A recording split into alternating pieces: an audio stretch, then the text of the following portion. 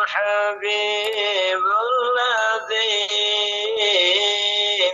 ترجى شفاعته لكل هول بنا أهوال مقتحي يا ربي بالمصطفى بلغ مقاصدنا واغفر لنا ما أضاء يا واسع الكرم ya.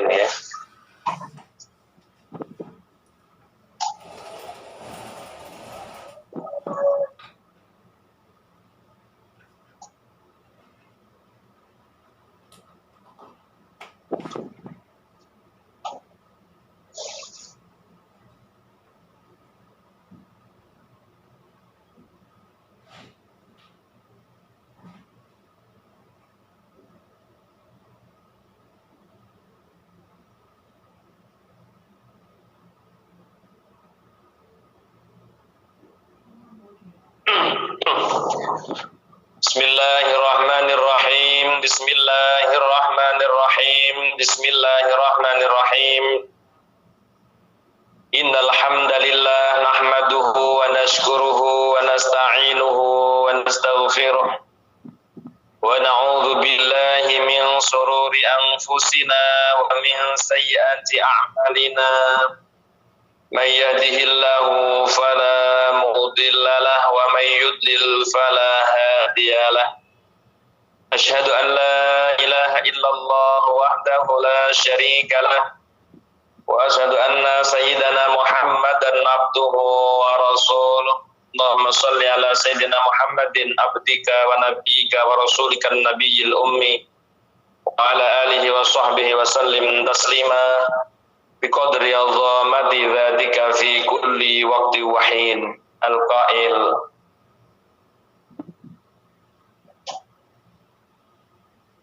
tombo ati iku ana limang perkara, ana limang perkara kang sepisan maca Quran sak maknane kaping pindho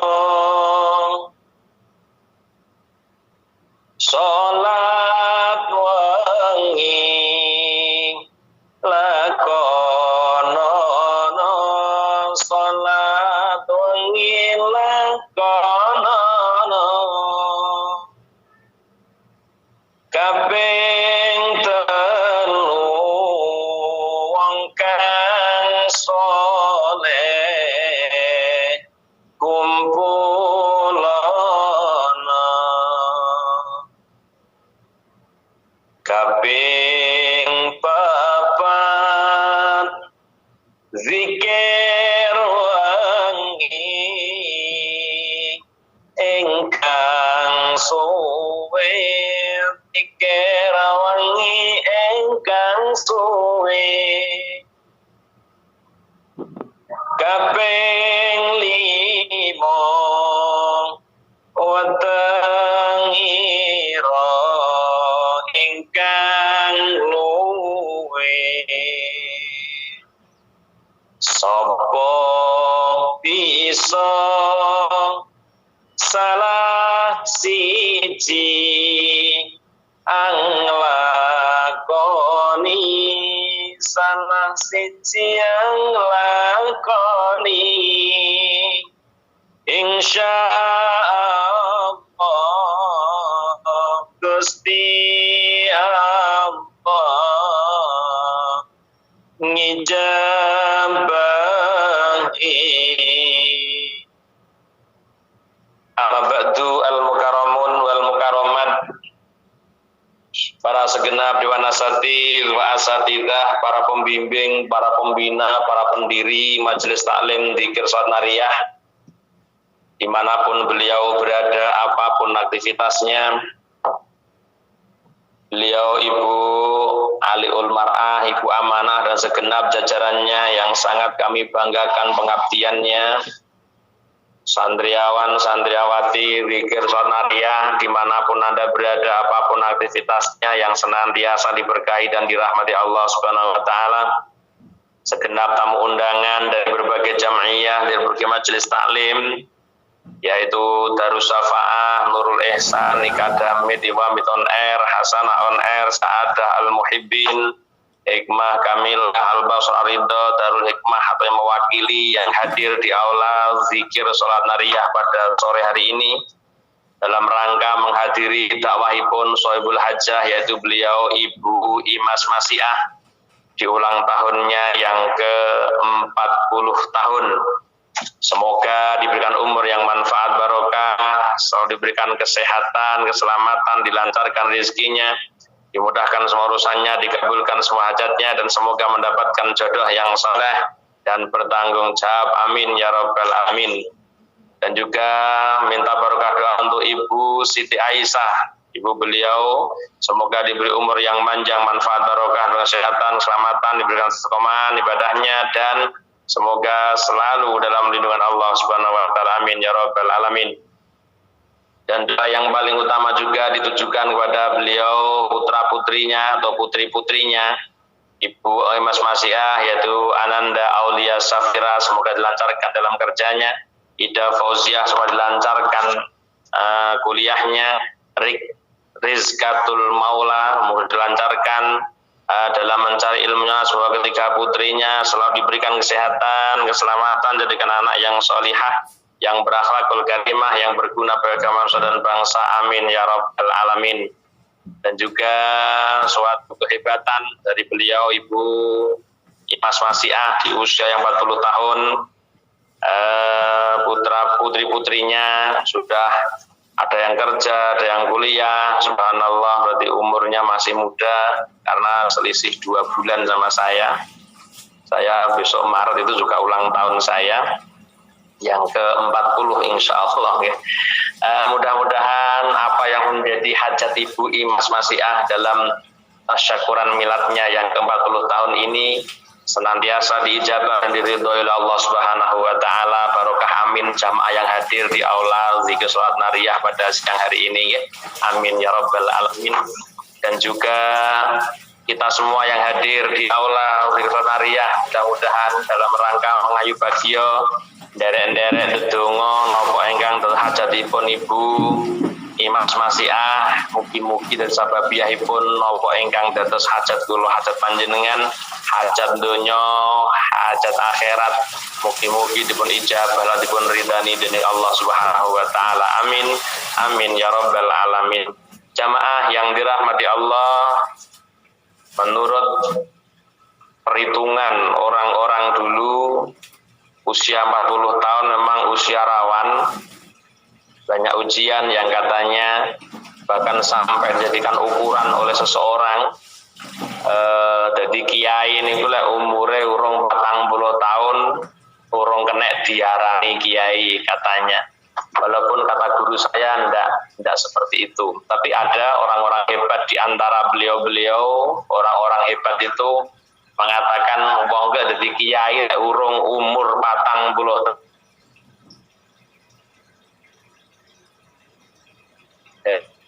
ini urung kena dia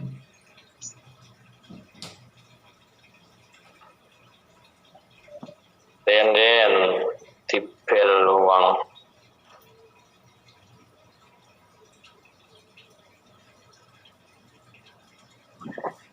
Bismillahirrahmanirrahim. Memang usia 40 ini memang seolah menjadi tolak ukur usia kematangan seseorang di dalam mengarungi kehidupan, di dalam bermasyarakat juga. Ujian ini ku eneng ae nggih. Makanya nggih noto ati niku siap usia 40 tahun, usia matang, usia dewasa. Lane kula dereng 40 tahun dadi kula dereng dewasa. Ibu nggih, Bu Imas Masya hari ini sudah 40 tahun berarti beliau sudah dewasa, berpikir yang panjang, berpikir dengan apa nggih, penuh dengan kehati-hatian, melangkah penuh dengan perasaan, melangkahkan kaki dengan penuh perhatian. Ini namanya ngati-ngati, ngaten nggih. Jadi usia matang ini selalu akan ada dalam setiap kita semua. Mungkin ada puber yang keberapa, mungkin juga datang di usia 40 tahun. Mungkin betul puber tapi ndelalah, penting nggih. Ndelalah ada godaan yang datang menghampiri orang-orang yang menginjak usia 40 tahun. Kuna wong lanang, wong wedok padha mawon. Ibu-ibu yang dirahmati Allah, maka monggo tambahan usia dewasa mboten sanes kula jenengan kudu nata atine, tambah atine dipun toto ben saya matang ibadahe, biar semakin matang ibadahnya, bukan hanya matang mengambil keputusan urusan duniawi, tapi matang dalam mengambil urusan ukhrawi. Tentunya para jamaah yang dirahmati Allah, sebagaimana makalah yang saya sampaikan di depan, ini juga diterangkan di dalam kitab Kifayatul Atqiya bahwa hati yang akan penuh mendapatkan kedamaian akan menemukan keputusan yang hebat apabila hati yang selalu penuh dengan namanya kedamaian.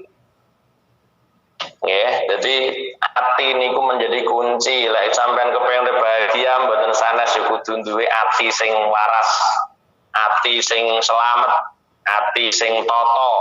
Jenenge wong menemukan kebahagiaan. Maka dari itu jamaah yang dirahmati Allah, dalam kitab Fathul Atqiya itu dipunaturaken dawaul qalbi khamsatun, tombone ati niku ana 5 yang sudah sering kita mendengarkan di berbagai lagu-lagu opik, lagu-lagu Cak Nun dan sebagainya. Maka dawaul qalbi khamsatun, tombo hati kuwi ana 5, maka kita akan perinci satu persatu pada sore hari ini sehingga kita akan paham benar kaitan ingkang dipun wastani dawaul qalbin khamsatun, fatilawatun bitadabburil makna walil badni al khala wa qiyamul lail wa tadarru bis sahar wa mujalasatus sholihin al fudala. Niki menjadi sebab wong iso oleh tombo ati. Lah apa kabeh wong iki atine perlu tombo? Nggih. Apa wong kabeh atine lara? Nggih. Lho Pak, kula gak duwe ati lara Pak. Lho ati lara niku urusan mboten sakit hati karena disakiti orang, mboten. Jadi kita jangan sampai menartikan tombo hati niku mergo atine digelakne wong terus lara mbok tambani niki tok, bukan itu mutlak. Ya, maka kita akan memahami bersama-sama pada sore hari ini jenenge tombo hati niku ati sing lara. Ati sing lara niku ati sing isih ana sifat mazmumah. Hati yang sakit adalah hati yang di dalamnya masih ada sifat mazmumah. Ada sifat takabur, ada sifat ujub, ada sifat riya, ada sifat asud, bukhlun, bakhil. Ini namanya hati yang memang sakit itu. Itu hati sakit. Orang yang hatinya tidak bisa kontinu dalam zikrullah, maka orang dinyatakan sakit. Bahkan dalam keterangan lain bukan lagi sakit, dikatakan hati seseorang mati. Ketika hati manusia tidak zikrullah secara kontinu, maka dikatakan matilah hatinya. Maka ketika kita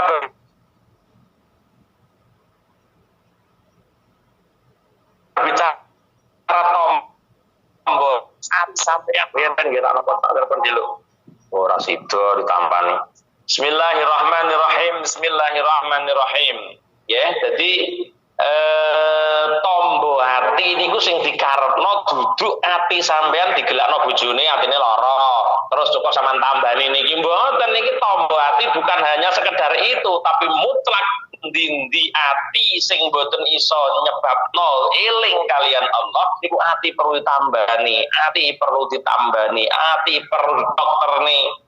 Ya, jadi ati jek ono riya, ono hasad, iri karo koncone, iri karo bature, iri karo sepodo-podo, niku jenenge wong perlu tambani ati.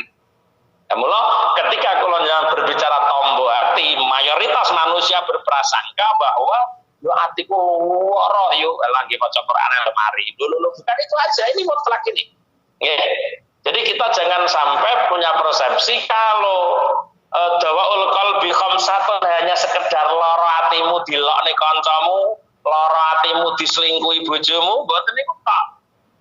Mutlak endi ati gak iso zikrullah, endi ati gak iso diajak nyaman dalam beribadah kepada Allah, maka itu hatinya sakit. Maka ada tombo, ada 5 obat hati. Jenenge obat kan berarti kan lara.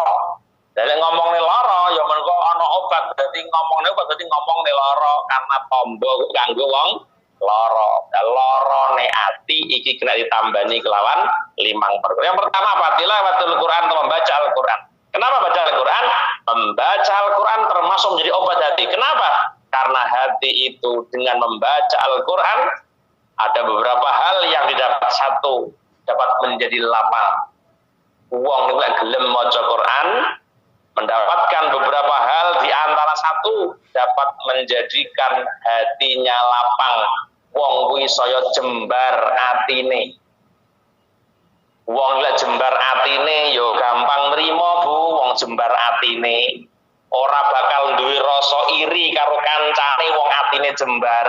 Walahnya kalau tak ireni, kenapa saya harus iri kepada teman saya? Apapun yang ditentukan Allah itu sudah menjadi kepastian dari Allah untuk kita-kita.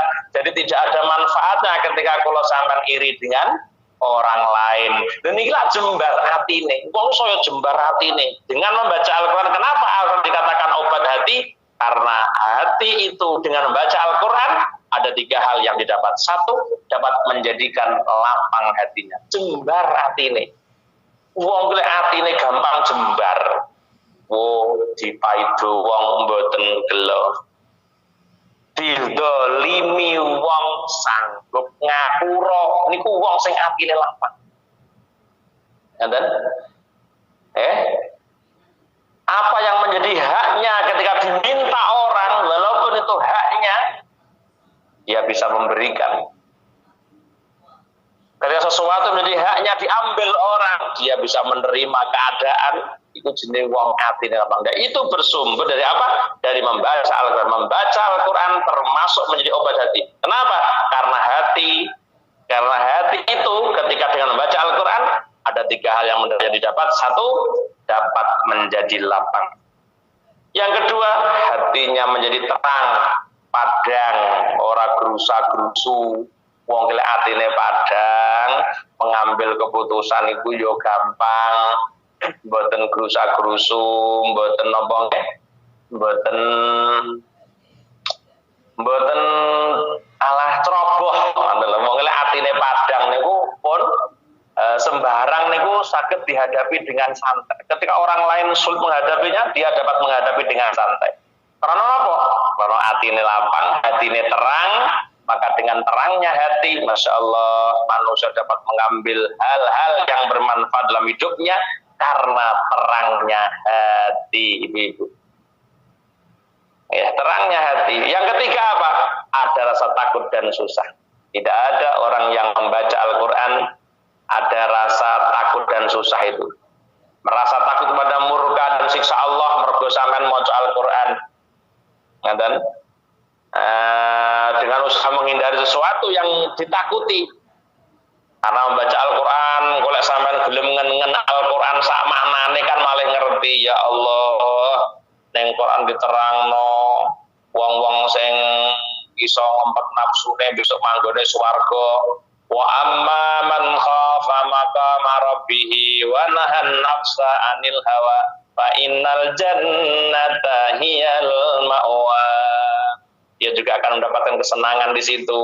Ya Allah, sehingga ada hal yang akan dijalani ketika dia mendapatkan kebahagiaan dan ketika dia mendapatkan ancaman dari Al-Quran, dia akan berusaha untuk menjauhi hal-hal yang menjadikan ancaman di dalam Al-Quran itu. Nah, inilah ada rasa takut dan susah ketika seseorang membaca Al-Quran, dan susah apabila tidak dapat melaksanakan perintah-perintah Allah. Susah mau coba ya Allah, wong sing iman, wong sing mutakin ngene iki ya, yungfikuna fis sarra'i wa dharra. Ini kan perintah Al-Quran. Sehingga kita ketika membaca itu merasa susah karena kita belum bisa menjalani Al-Quran itu. Ya Allah, likla angel toh wong infak kok fis sarra wa dharra. Nah, infak dalam keadaan sarra sih enak le dharra iki lho. Keadaan lapang ngono penak dalam keadaan sempit iki lho, infak kok keadaan sempit niku angel mboten kata, tapi orang diberikan pertolongan oleh Allah Subhanahu wa taala menjadikan orang yang bertakwa pasti bisa. Nah, di sini ada rasa takut itu karena kita belum bisa mengamalkan isi Al-Qur'an. Maka Syekh Al-Hasan Al-Basri berkata dalam kitab Kifayatul Atqiyah, beliau mengatakan begini, wallahi ma asbahal yaum abdun yatlu al-Qur'ana yu'minu bi illa kasura huznuhu wa qalla farahu wa kasura bukauhu wa qalla dhahkuhu wa kasura nasabuhu wa sughluhu wa qalat rahatuhu wa butalatuhu. Ini manfaat daripada baca Al-Quran yang disampaikan Syekh Abil Hasan Al-Basri radhiyallahu ta'ala anhu. Tidaklah masuk di waktu pagi pada suatu hari, wallahi ma asbahal yaum, siapa abdun seorang yatlu kang maca sapa abdun Al-Qur'ana ing Qur'an, yu'minu halih iman sapa abdun bi kelawan Qur'an. Apa yang didapat ketika dia pagi-pagi sudah membaca Al-Quran? Illa kasura husnu wa qalla farahu, kecuali orang itu mendapatkan banyak susah dan sedikit kebahagiaannya. Illa kasura husnuhu wa qalla farahu. Susah akeh terus bungae setitik. Kenapa kok susah akeh? Susah ngrungokno ancaman Allah. Terus kenapa kok bungae setitik?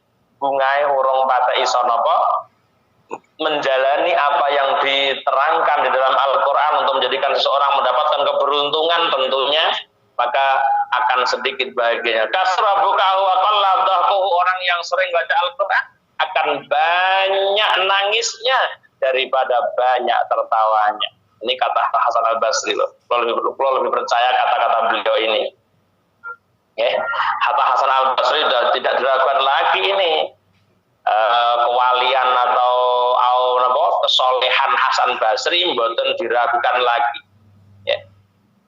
Sedikit gembiranya atau banyak nangisnya dan sedikit ketawanya. Kasura bukauhu wa qalla dhahkuhu wa kasra sabu sughluhu,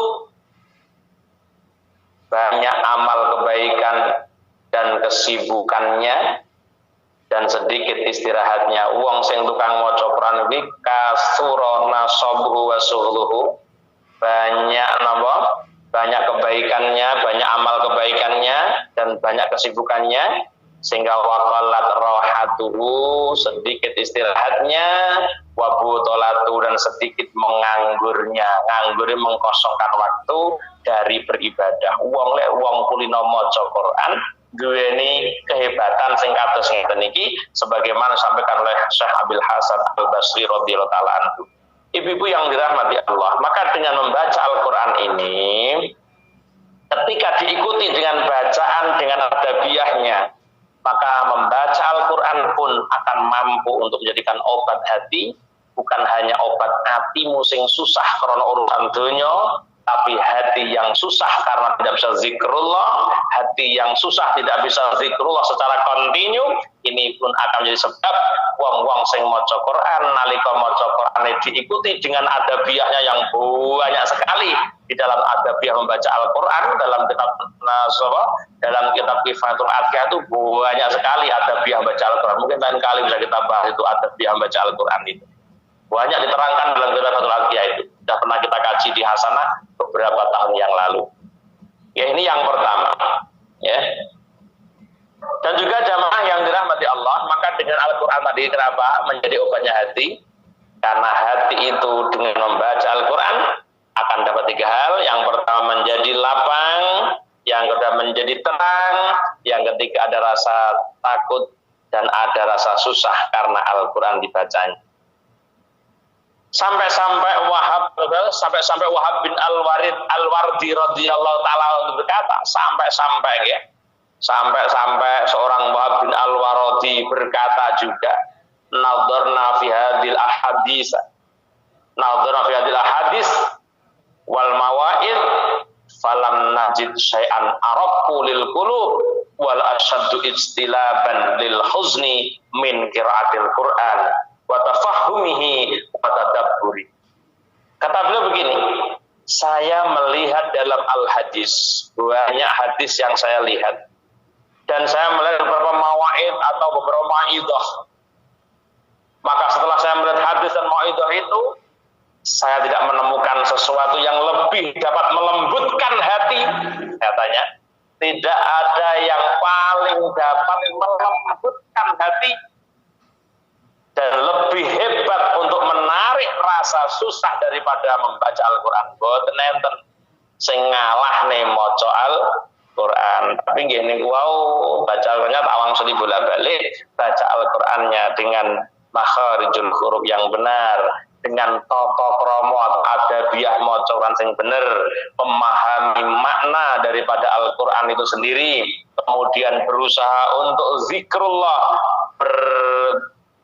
berzikir dalam membaca Al-Qur'annya, maka labet sangka maca Al-Qur'an sing disertai dengan adabiah pokoknya, maka akan menumbuhkan hal seperti ini. Maka tidak ada yang, kata Wahab bin Al-Wardi, tidak ada yang paling dapat melembutkan hati kecuali dengan membaca Al-Quran dan memahami Al-Quran. Hati lembut ini sampean kudu roh, berarti bukan hanya sebagai obat nalika digelakne wong. Sombongan dalam hati akan bisa luluh karena kita membaca Al-Quran. Ini yang pertama. Yang kedua adalah bahasanya khala'ul batni, yaitu perut yang lapar.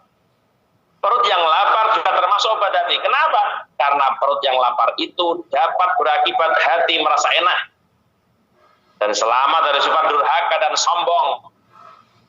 Badan merasa ringan untuk beribadah. Perut kosong ngibadah enteng, ngantuk ngono kuwi ora kaya ngantuke wong wareg. Wong luwe kok ngantuk kuwi ora kaya ngantuke wong wareg. Masih bisa bertahan, Bu. Ya. Ada orang puasa siang-siang ngantuk, ngaji kok ngantuk, masih bisa bertahan. Berbeda yang siang hari ini ngaji tapi perutnya kenyang, terus dia ngantuk, mesti turu iki. Lah mbok ngaji HP-ne dhuwur dhewe. Wonge turu nggih, krana nggih karena kenyang tadi. Makanya dengan perut yang kosong, insyaallah boten Abah, midhangetaken Abah dalam mood insyaallah istiqomah. Nggih. Dan menolak berbagai macam penyakit. Faedahe di samping kena nggih tombo ati, perut yang kosong itu bisa menolak penyakit. Karena dalam bahasa-bahasa lain dapat dipuji-puji di dalam hadis-hadis Nabi itu yang menerangkan betapa hebatnya lapar, maka puasa menjadi salah satu hal yang paling istimewa, ya. Karena puasa itu melaparkan perut, maka dengan lapar ini mampu untuk mencegah kesombongan dalam hati kula panjenengan. Di samping kuwi napa nggih ya merasa mudah untuk beribadah. Lah wong lek iso gampang ibadah iki atine rada waras. dijak pengajian gelem istiqomah kuwi atine waras. Dijak pembelajaran istiqomah niku kena jenengan arani orang yang hatinya sehat itu. Ya Allah Mbak jenengan telaten nggih siap. Oh telaten kok. Hati waras kok dijak belajar Al-Qur'an maca Iqra wis tuwek kaya ngene lek hati waras pilih ora sudi. Ya, bila sudi padahal membaca yang dengan terbata-bata itu malah pahalanya kan banyak, semangatnya bukan main. Wama umiru. Oh, semangatnya ya. Goro-goro napa ya atine sehat. Lha wong ora atine sehat usia sanjenengan dijak belajar Iqra ya nesu-nesu tenan. Alah arep mau ndak piye lho wong ibadah kok mau ndak piye. Wis tuwek arep nyapo lho maca arep nyapo piye to? Maca ibadah kok arep nggih nyapo itu nggih nyapo urusane. Maca kan ibadah. Makanya saya sampaikan berkali-kali, wong lek atine waras, ibadah niku mesti enteng. Makanya ada solusi untuk hati biar sembuh, ada obat hati ben sembuh, ben enteng kanggo ibadah, ben ora sombong, ben ora megah. Maka yang kedua tombolnya apa? Kholaul batni, yaitu kosongkan perut. Ya. Sampai-sampai nggih, banyak sekali hadis Nabi yang menerangkan tentang memuji namanya lapar, madkhul ju'i wa dhammus sibai. Nabi banyak hadis yang menerangkan memuji dengan kekosongan perut dan mencela kekenyangan perut. Ibu banyak sampai Nabi mengatakan sayyidul amali al-ju'u. Sayyidul amali al-ju'u. Gustine ngamal dari Kanjeng Nabi. Rajanya amal adalah lapar.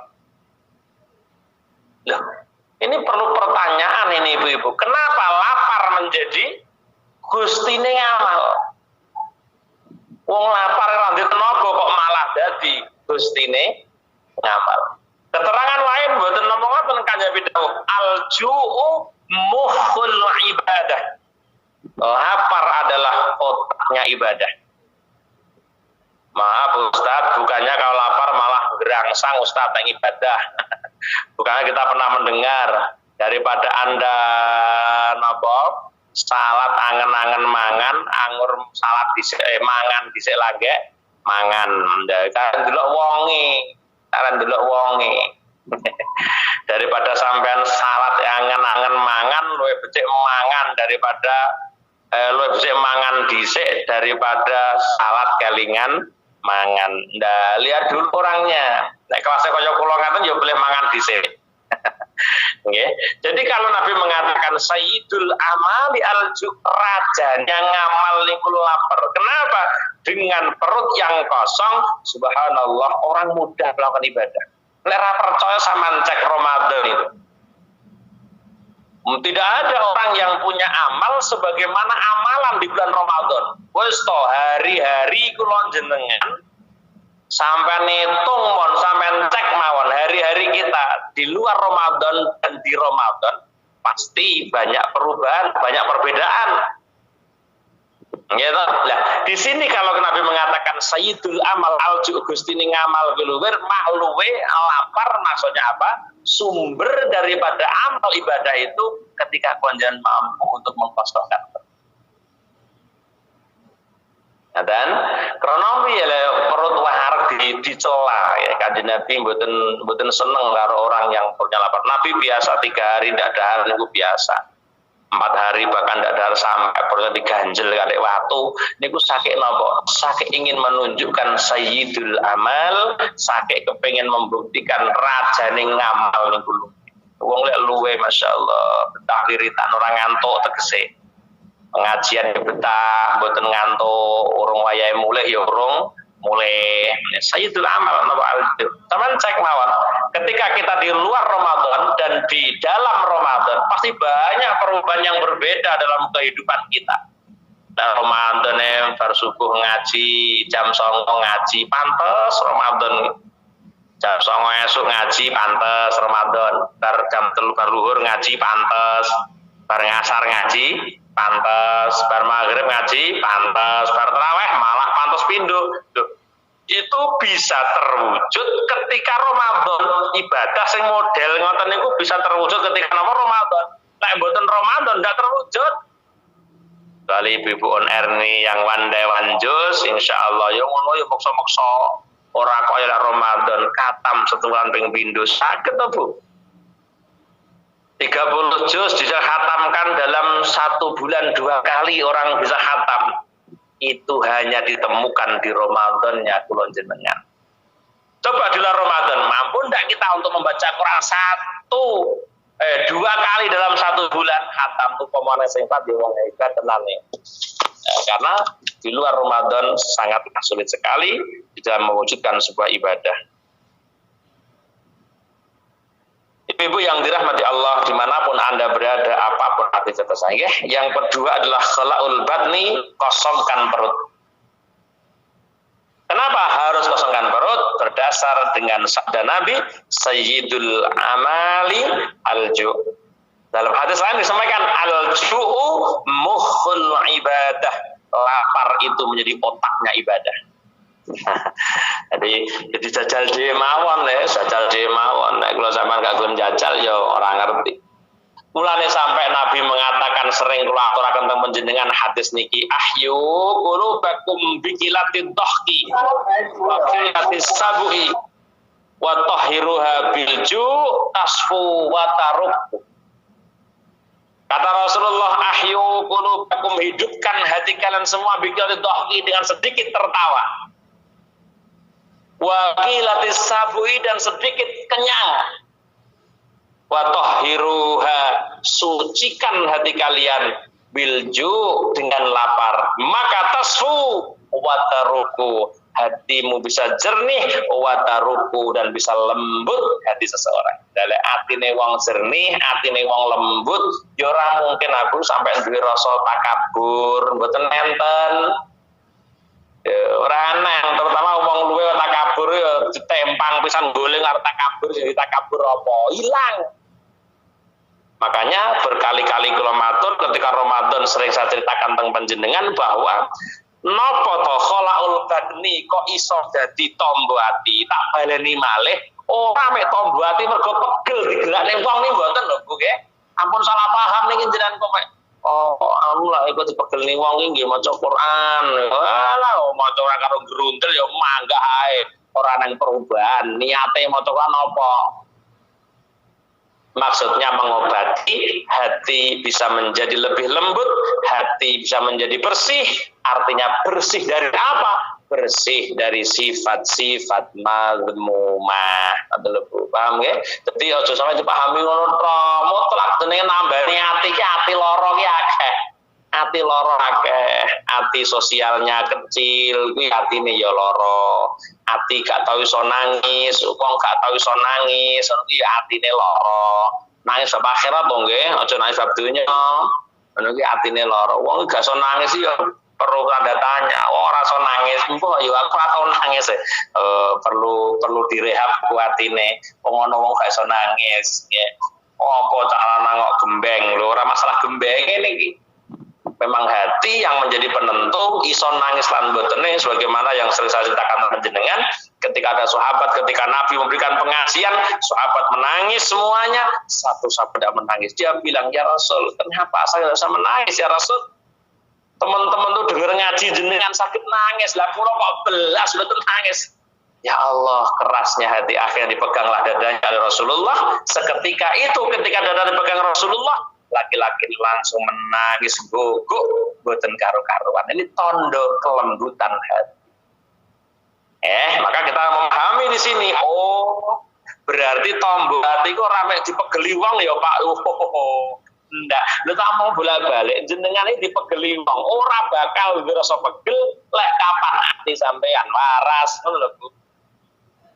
Lah mbok dilokno to. Lok ora karo-karuan, wah dinyek entak amek kurang golek. Tapi mboten pegel dhek.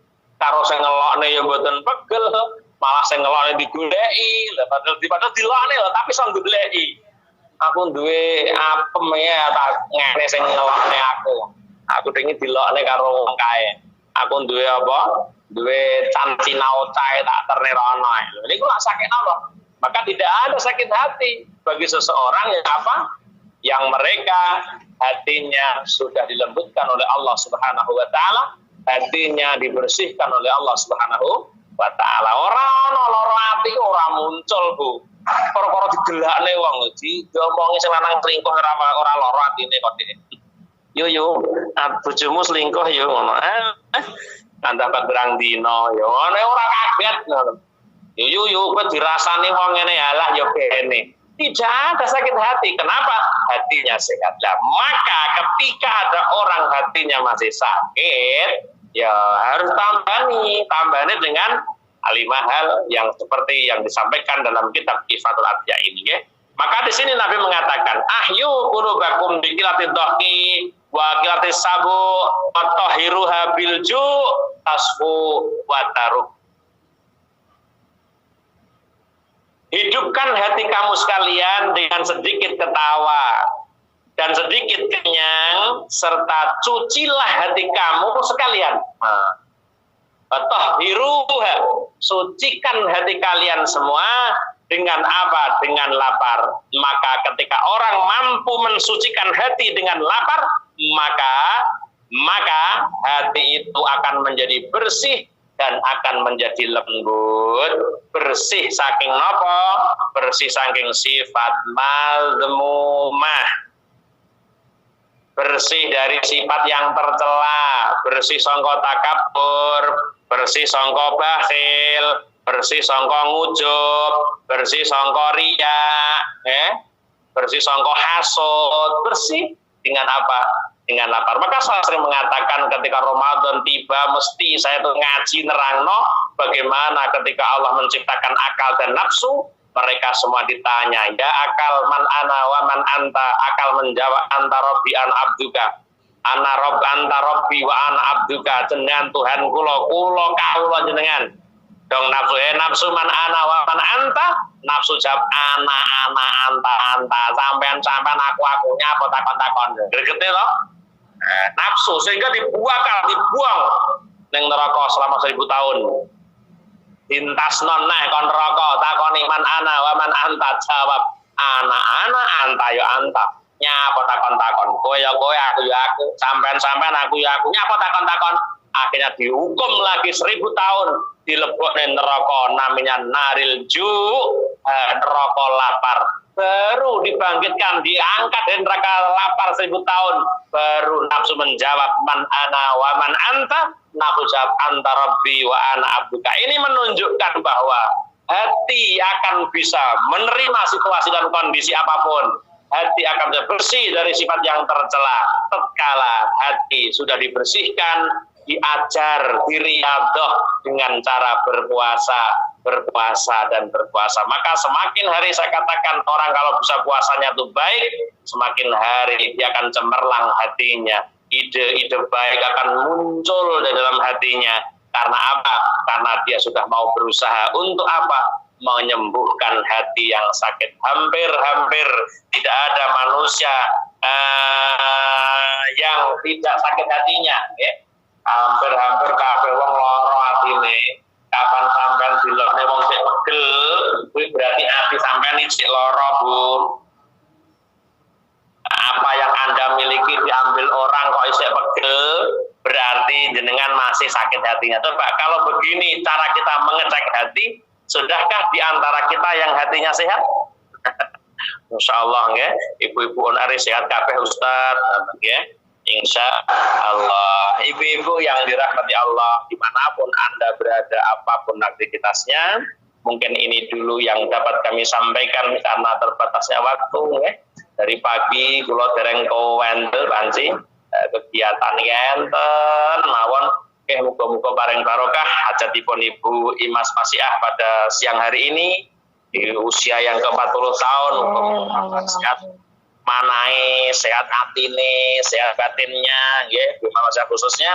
Umumnya kita semua yang hadir di aula zikir Nariyah pada siang hari ini, muga-muga Allah sembuhkan hati kita semua menjadi hati yang terang, hati yang padang, hati sing iso nampa keadaan, hati yang selalu zikrullah siapapun dimanapun, bisa berzikir kepada Allah Subhanahu wa taala. Amin. Amin ya rabbal alamin. Dan sekali lagi saya sampaikan hati yang bersih, ibadah kita tidak akan pernah muncul ikhlas ibu-ibu. Maka betapa pentingnya kita mengobati hati. Ini apa? Mengobati hati. Ngaji mengobati hati loh Bu. Nanti di pertemuan berikutnya masih kita akan bahas insyaallah. Mungkin itu yang dapat kami sampaikan. Sekali lagi saya sampaikan, mudah-mudahan berkah manfaatnya khususnya untuk masa sekeluarga, umumnya kita semua yang hadir di aula hari siang. Oke, dan sekali lagi saya doakan mugi-mugi hajat-hajat panjenengan nopo kemawon sing tasih dereng asal pekerjaan majikannya meninggal karena dingin kemarin, tak dongakno muga-muga pinanggih majikan kang bae langkung memberi kesempatan beribadah dan sebaik-baiknya. Ingkang kathah ingkang barokah nggih amin ya rabbal Amin ya Allah ya rabbal alamin. Susah tinggal bunga sing wayahe mantu muga-muga pinaringan amin Allahumma amin ya rabbal alamin. A'udzu billahi minasyaitonir rajim. Bismillahirrahmanirrahim. Bismillahirrahmanirrahim. Maliki yaumiddin. Iyyaka na'budu wa iyyaka nasta'in. Shiratal ladzina an'amta 'alaihim ghairil maghdubi 'alaihim.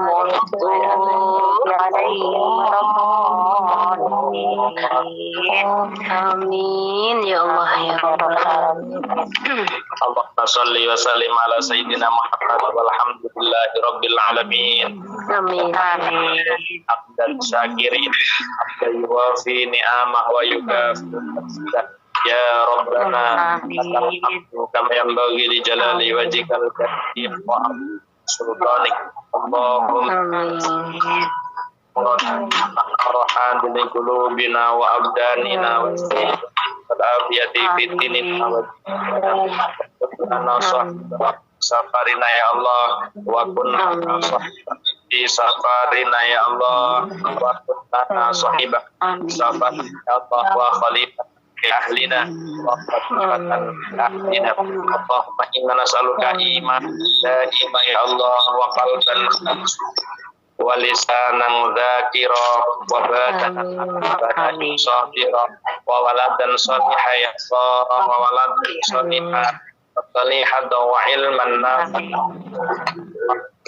wa tayyiban mubaraka wa umran tawila wa bi husnil khatimah Allahumma ja'alna wa ahlana wa ahlana wa talamidana min ahlil ilmi wa la taj'alna wa iyyahum min الخير ربنا آتنا في الدنيا حسنة وفي الآخرة حسنة وقنا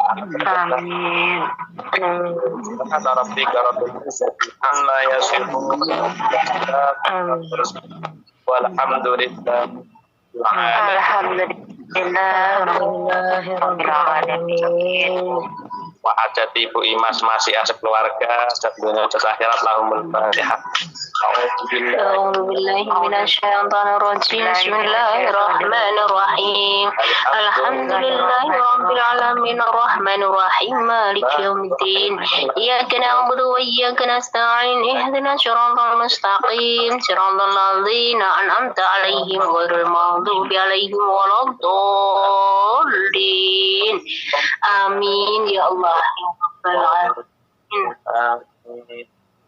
Nggih, mekaten lan semanten ingkang saged waturaken punten akhir kata wallahul muwaffiq ila aqwamit thoriq. Wassalamualaikum warahmatullahi wabarakatuh.